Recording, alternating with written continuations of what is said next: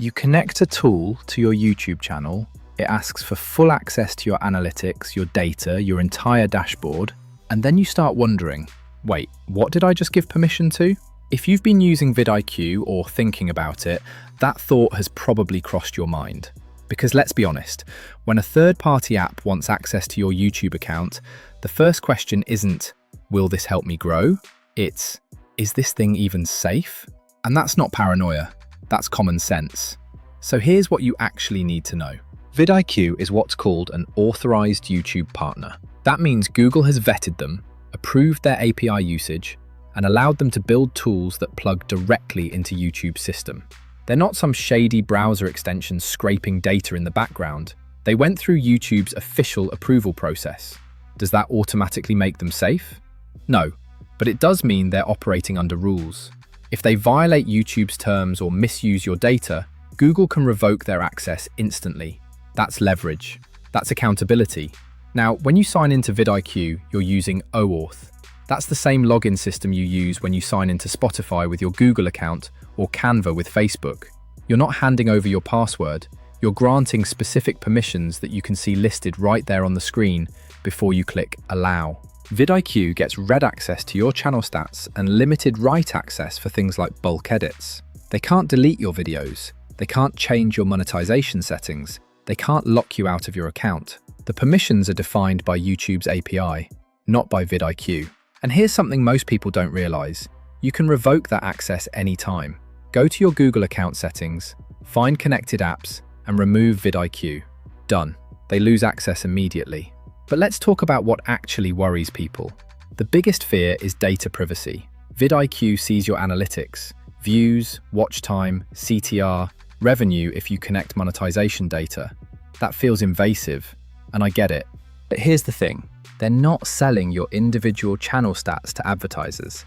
Their business model is subscriptions, not data brokerage. They make money when you pay for their premium plans, not when they auction off your metrics. According to their privacy policy, which, yes, I actually read, they use aggregated, anonymized data to improve their AI and trend tools. That means they're looking at patterns across millions of creators, not profiling your specific channel to sell insights about you. Is that perfect? No. Is it standard practice for SaaS tools? Yes. Then there's the fear of getting banned. Can using VidIQ get your channel taken down? Not unless you're using it to violate YouTube's rules. VidIQ itself doesn't break terms of service, but if you use it to spam tags, auto-generate misleading titles, or manipulate engagement in ways YouTube doesn't allow, that's on you. The tool doesn't make you compliant. Your behavior does. Some creators have reported issues, things like sudden permission errors, syncing bugs, or data not updating. That's not a safety issue, that's a functionality issue. And yeah, it happens. It's software. But those glitches don't mean your account is compromised. What I will say is this: any tool that has access to your account is a potential risk if their own security gets breached. That's true for VidIQ, TubeBuddy, Hootsuite, anything. If someone hacks their database, your connected accounts could be exposed. That risk exists. It's small, but it's real. Which is why you should enable two-factor authentication on your Google account, use a strong password, and regularly audit which apps have access. So, is VidIQ safe? Yes, with the same conditions that apply to any third-party tool. It's a legitimate, vetted platform used by millions of creators. It's not going to steal your channel or sell your data to sketchy advertisers. But safe doesn't mean risk-free. It means the risk is manageable if you're smart about permissions, keep your account secured, and understand what you're authorizing. Now, if you want to actually try it yourself and see how it works with your own channel, I've put a link in the description. It's the easiest way to get started, and honestly, the free version alone gives you enough to decide whether it fits your workflow.